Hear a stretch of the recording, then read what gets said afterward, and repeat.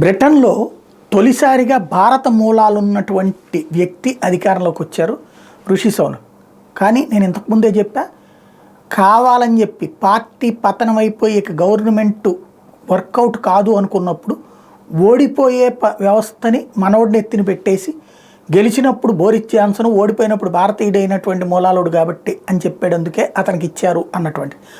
ఇప్పుడు తాజాగా చూస్తే ఋషి సునక్కి సంబంధించి ఈ దఫా ఆ పార్టీ గెలిచే అవకాశాలు లేదని తేలుతుంది.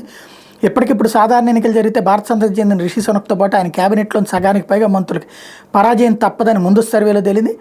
అదే కన్జర్వేటివ్ పార్టీకి 100 పార్లమెంట్ స్థానాలు కూడా దక్కడం గగనమేనని, అదే సమయంలో ప్రతిపక్ష లేబర్ పార్టీ 468 సీట్లు గెలుచుకుని 286 సీట్ల మెజార్టీ సాధిస్తుందని కూడా అంచనా వేస్తోంది. బెస్ట్ ఫర్ బ్రిటన్ తరపున సర్వేషన్ సంస్థ 15,029 మందితో తాజాగా సర్వే జరిపింది. ఇందులో పాల్గొన్న వాళ్ళలో 45% మంది ప్రతిపక్ష లేబర్ పార్టీకి ఓట్లేశారు. పాయింట్ల వారికి చూస్తే అధికార కన్జర్వేటివ్ పార్టీ కంటే లేబర్ పార్టీ 19 పాయింట్ల ముందంజలో ఉంది. గత ఏడాది డిసెంబర్లో చేపట్టిన పోలింగ్తో పోలిస్తే ఇది 3 పాయింట్లు ఎక్కువ.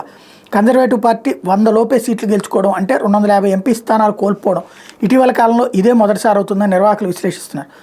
సొంత సీట్ రిచ్మండ్ అండ్ నార్త్ అలెర్టాలో ప్రధాని రిషి సునక్ లేబర్ పార్టీ కంటే 2.4% మాత్రమే ఎక్కువ ఓట్లు పోలేయి.